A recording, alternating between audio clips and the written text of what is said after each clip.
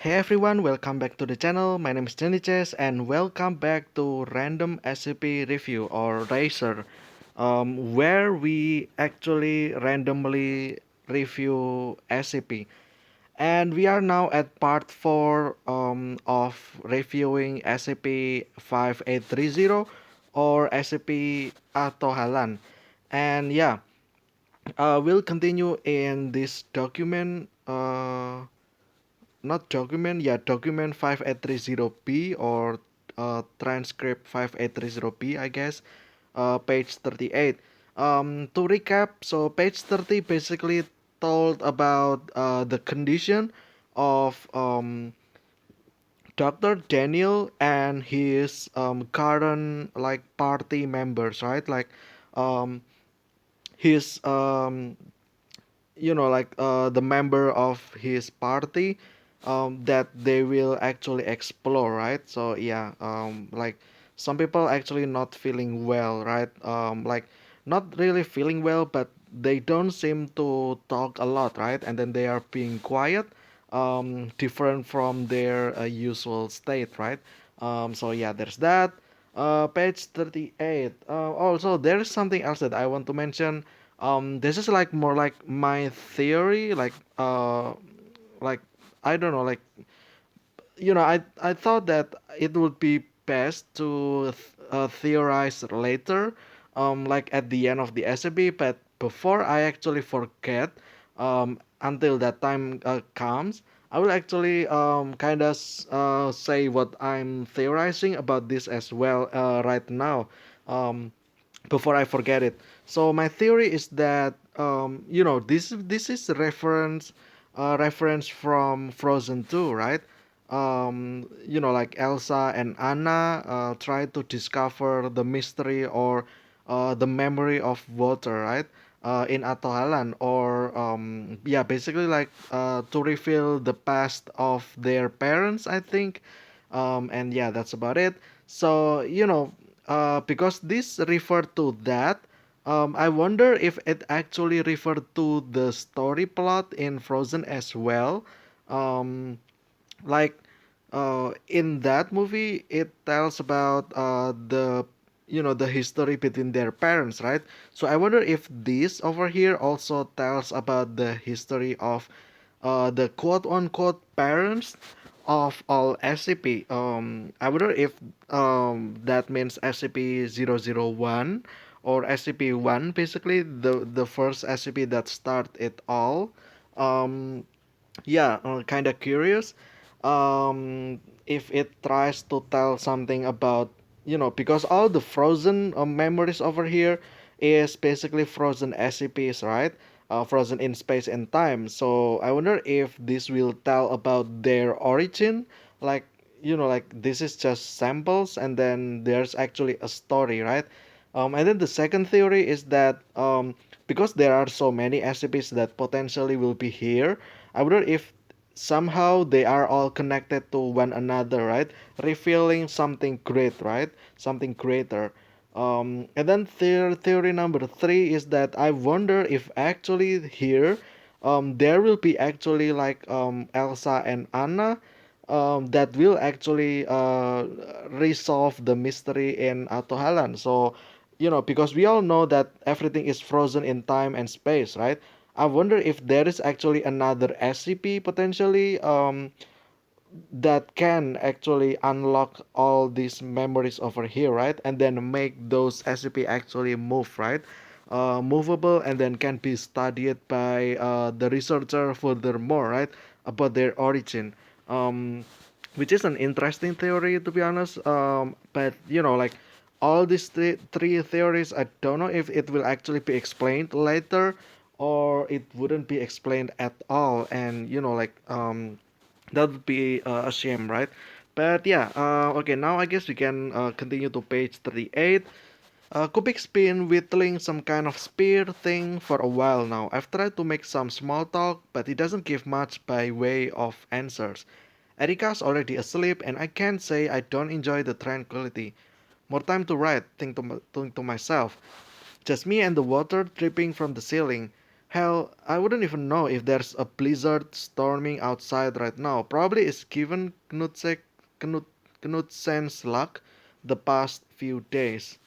Um, oh, I mean, probably is blizzard, right? Given Knudsen's luck the past few days. Okay, June 15, 2019. Again, okay, so here we know. Oh, I guess this is like more like time. So in this one, they are actually preparing for the exploration, right? And then the second part, they are actually into the cave. They basically like having some rest, I guess.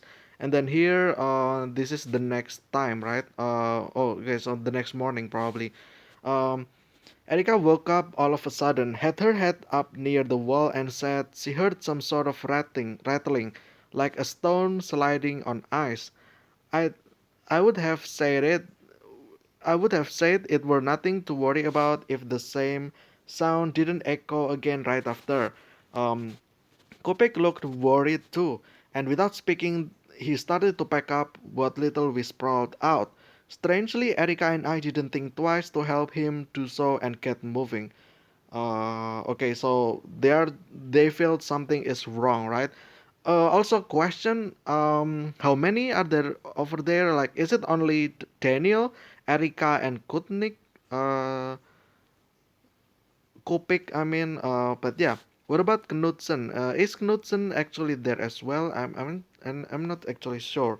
But okay, I don't know what is about this place that has me spooked. I might just be jittery about heading home. Ship back to Tromso lives in 4 days. Um, I guess it makes sense if you're actually getting deep into cave. It's actually normal for you to feel kind of worried, right? Like, what if you cannot go out? What if you're actually doomed there, destined to be doomed, just by entering, right? What if there's actually creatures like huge creatures waiting inside, right?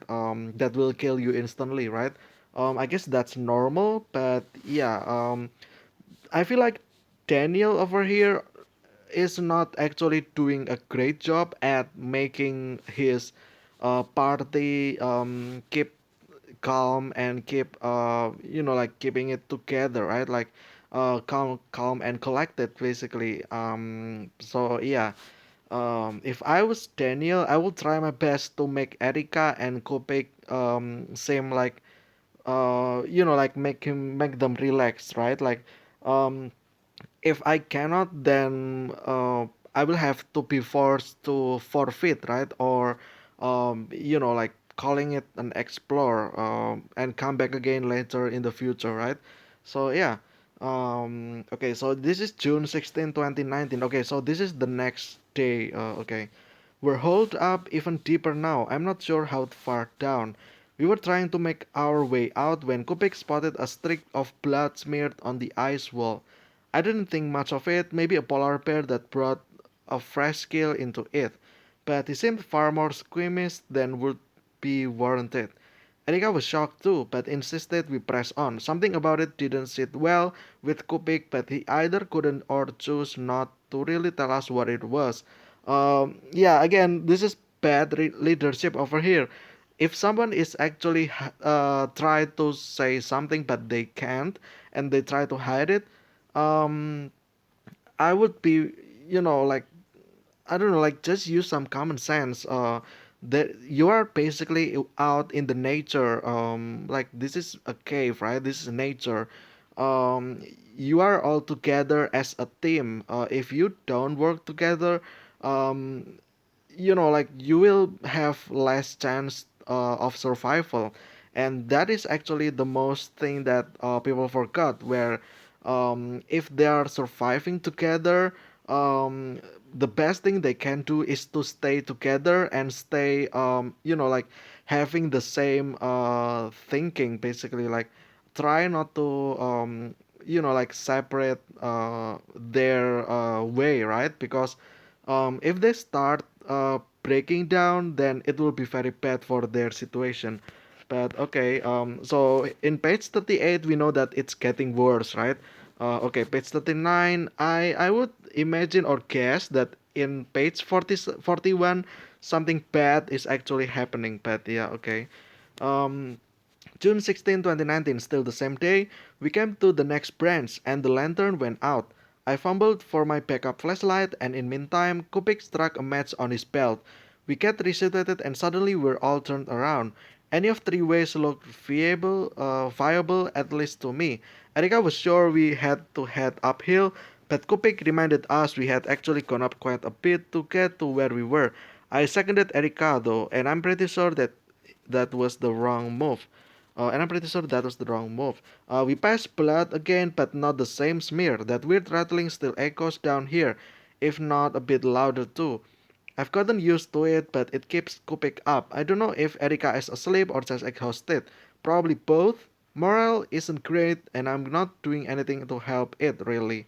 Um, Oh, okay. So at least he is aware that he is not really helping in the situation. But yeah, so here from these paragraphs over here, we know that they kinda getting messed up to with the direction, right?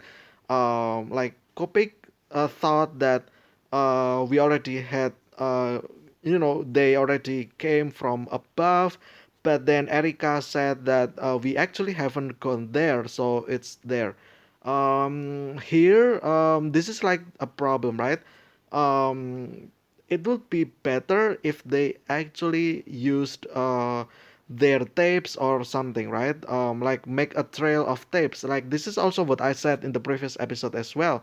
um like make creative with your tapes. You can shape it, you can cut it and make an arrow or something like that, right? Like just um just be creative with your choice of markings down the cave so that you don't actually get lost, right? But yeah, it's actually uh, like a common mistake over here. But then again, I can kinda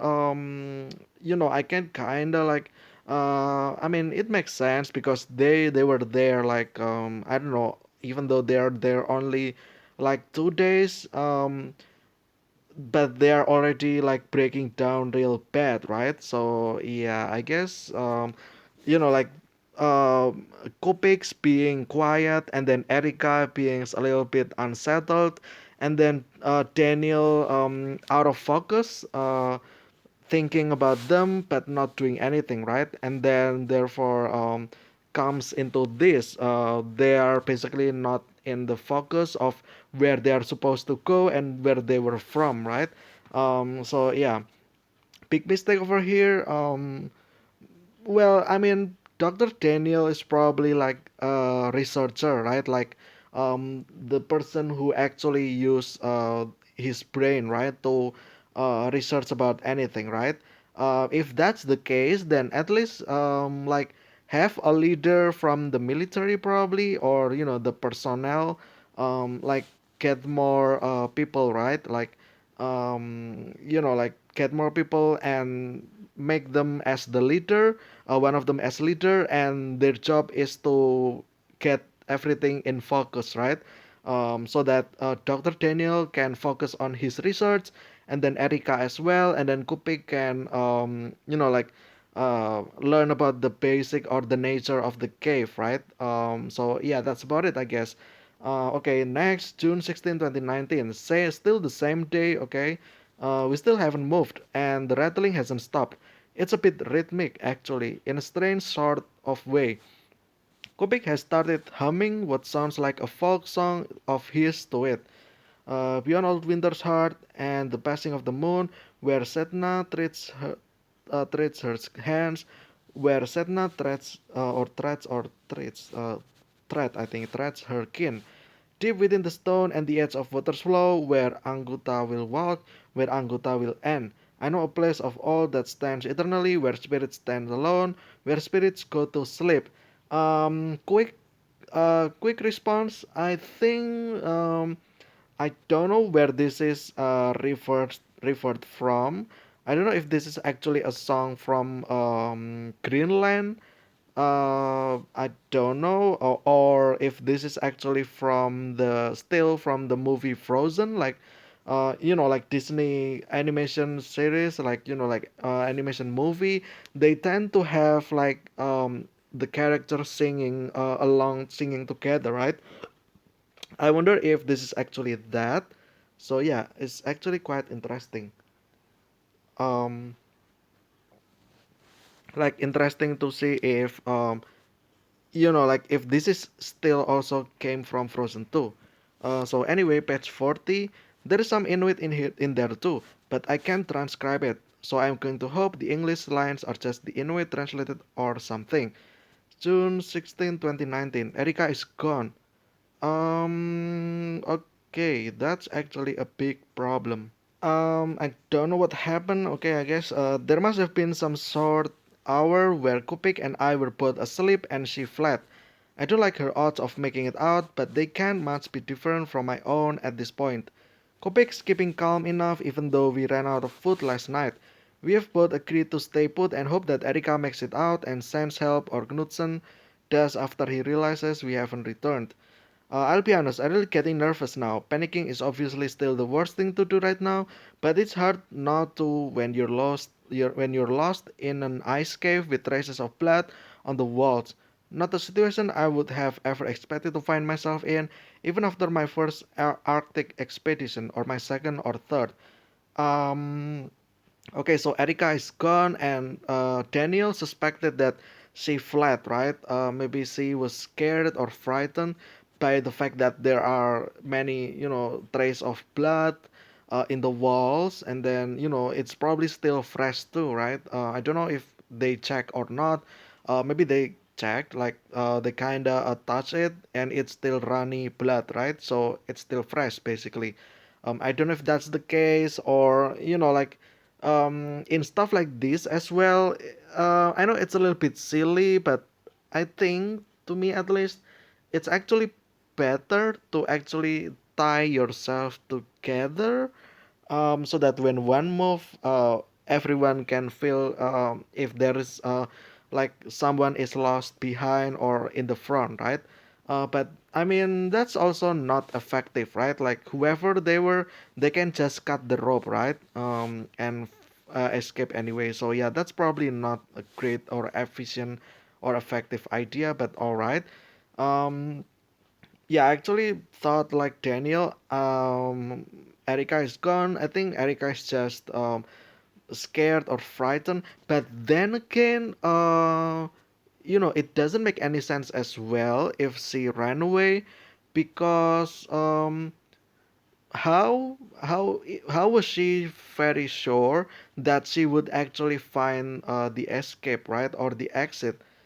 First, they're not doing well at keeping track of branches, right? For the fact that they got lost inside. So yeah, I don't know how Erika will actually find out her exit. On top of that, why didn't she just talk to Daniel and Kupik, right? Like they literally just ran out of food. Had she just basically said, "Hey, we're out of food. I think it's better to call it an expedition. We can come again tomorrow or in the future, right? With more people as well, right? Which will probably the best idea, right? Because here in my country anyway, like the search and rescue people, they don't just work in three. They are there are so many people, right, like working for it. So like here in this one, it doesn't make any sense for why there were only three of them inside, right, like going deep into the cave. um uh, I don't even know which depth they are right now. Like, are they like depth 20 or something like that? I don't know, right? But okay, I guess. I hope Knudsen and the rest of the crew are doing all right. Forecast said we'd get hit by a sizable blizzard on the return to Danburg. Okay, June 17, 2019. Yeah, like um he was also not sure like how long they had been there, right? Kupik is dead and I might be dying. We heard the rattling get close, real close, almost on top of us. Kubik wasn't having any of it and started down the tunnel, not stopping even after I called. I had to follow, and he led us both into a dead end. Okay, interesting. Kubik is dead, but how did he die again?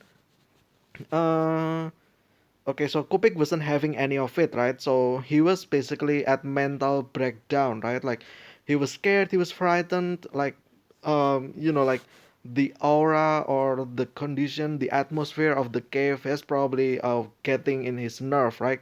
Right? And then he just basically had enough of it, and then he just become unhinged, right? And then he like start racing, or not racing but more like rushing down the tunnel, and then got himself stuck, right? And then Daniel, like being innocent, he just followed him, and then yeah, he led them both into dead end. Okay, then nice. Page 41, and probably the last page. um, my guess is Dr. Daniels probably also dead as well. Okay, giant cavern at least 50 feet tall and wide, and the both of us nearly fainted when we arrived. Um, there is this man sitting in the middle of it, but I don't really want to call it a man. It sure looks like one, specifically Middle Eastern of some kind, but it doesn't move. It just sits with its head down in its hand, with its hand, with its head down in its hand. I don't know what that means. I thought it was someone crying at first. Oh, okay, but it makes no noise either. Yeah, because they are frozen in time. So from this paragraph alone, so we know that this is their first expedition like ever into the cave, right? That's why they make this, you know, terrible mistakes after terrible mistakes, right? And they found this man frozen, like stopping doing the pose, like crying, but doesn't create sound or something like that. Here it just basically says that they are not sure what's going on, right? They don't know just yet that there is SCP there that is frozen in time and space, right? Okay, I guess yeah, it makes sense. I guess they make their terrible mistakes in their first expedition, I guess. Okay. Um, Kubik wanted to kill it. He said it would if we he said it we could eat it, whatever it was, and last a bit longer. Uh, he said it we could eat it. Okay. It was truly uncharacteristic of him, a mellow and well-mannered man. Hunger does strange things to people, and in the moment I more or less agreed. Kubik unsheathed a knife. Its handle looked hand carved. He crept up behind the man, but of course it didn't move. He lunged in to stab its back, only to suddenly collapse onto the floor. Okay, when I got to him, he was already dead. It looked like his own back had been stabbed right where he aimed on the man still sitting on the floor. I can't explain it. I don't want to. Okay, so okay, I was right then. This is either Abel and Cain. The SCP-72. I think no, not. Is it 72? Yeah, I think it's SCP-72, right? Um, so basically, the SCP, like Abel and Cain, I remember that whatever you do to him, to the SCP, it will do back to you. Basically, it will basically do anything you did to him. In this case, because Kopik was dumb enough to stab it, then instead of the SCP got stabbed, um, it's himself getting stabbed, right? Like in return, right? And then he just died. But yeah, which is unfortunate again. But then again, um, he kind of did it to himself. Like, his first intention was for cannibalism, right? But yeah, uh, yeah, he basically doomed himself to death. But okay. June 19, 2019. Okay, so this is like 2 days after that, right? Page 40. Page 40 is 17. Okay, 41 will be 19. Okay, so 2 days later. It's bones that are rattling bones. They creep along the floor, and I don't know how.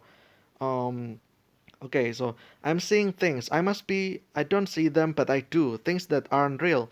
Well, are they? This thing can't be real, and it killed Kupik. No, no, my ass see things, real things. June 20, 2019. I'm sorry, Kopek, this is all my fault. I know it is. Maybe you didn't care that it was my fault, but it was. Knudsen isn't coming, nobody is, just this thing behind me. June 23rd, 2019.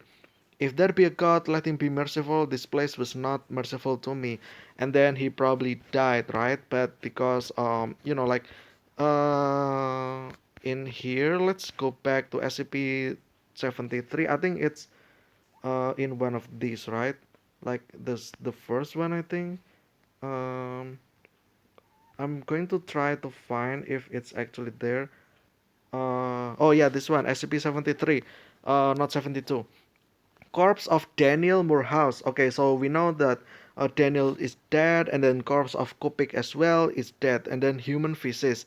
Human feces, it's probably from Daniel, if you ask me, because like Kupik died over there, right? Daniel's probably like can hold it himself, right? And then he just like drop his fecal over there, right? I mean, and then this is also like few days later, right? And then they just ate like a few days ago, and then it makes sense that the food they ate basically need to come out, right? And yeah, I think the human feces belongs to Daniel Morehouse. And then this one, SCP-73, is shown sitting on the floor in grief, right? Uh, its head in its hand. Okay, so this is like basically the pose where you cover your face with your hands, right? Like crying. Okay, so yeah, I guess. Um, yeah, I mean, this is unfortunate, but then again, it's their, like their own fault, basically, right? But hey, on the bright side, we actually already passed 30 minutes. Unfortunately, I only have 30 minutes for this episode. But we actually know lots of story from these pages, right? Like this journal, which is unfortunate. Like like he just basically gave up, right? He's probably dead to starvation. Um, yeah, we're still not sure where Erika was, right? Well, what about let's take a look at this and see if uh, Erika actually ended up somewhere else, right? Out of this, because I'm not sure, right? Because I don't know, like yeah, like basically I don't really know, right? Um, about the thing over here, the contents, right? Okay, there's nothing over there. Um, okay, so there's only this at the third branch or dash one, right? There's only this one where it says contains of this. So we know at least we at least know that Erika is not in one of these. I don't know. Maybe she was in 18, dash 18 or more. We don't know, right? Maybe it will be, like it will be revealed later, maybe where Erika is probably. Probably she managed to escape. But then again, like Daniel, like I don't know about Dr. Daniel, like he was supposed to be a researcher, right? Like he should have been like at least smarter than this. Like come on, you're a doctor, you're a researcher. Like if you're alone, don't just stay there. Go back, just retreat. What is it like with you not like insisting to keep going forward? Like just leave him. He's dead. You have like basically 3 days doing nothing, right? um or 19 even, right? Like or even like more, I don't know. Like this one is probably like in 17th, right? Like they have like he had a week basically to escape before he actually died of starvation, right? At least he tried, right? Like just trace back, remember where he went. Like if he was unfortunate and got lost in other branches, then so be it. At least he tried, right? And didn't just surrender over there, right? But yeah, it's probably their first expedition ever. That's why they made these terrible mistakes after terrible mistakes, right? As well as not, being accompanied by people that actually know how to, like how to survive in nature, how to, like navigate, right? Navigate in nature, right? But yeah, I think that will be it for today's episode of Racer or Random SCP Review. We're still at the fourth episode or fourth part of SCP-5830, which is Ahtohallan. And yeah, like I said in the previous one as well, I'm actually interested in this one because it's actually cool. We get to see all these stories over here, right? So it's not just um, SCP being too overpowered and then they need to lock it in a vault in a site, right? So yeah, I'm glad that this has stories in it as well. And so far, I'm actually enjoying it, and I'm actually curious what's gonna happen in the end. But yeah, until then, thank you guys so much for watching. I will see you again in the next episode of Racer. Stay safe, stay healthy, and I will see you again very, very soon. And see ya!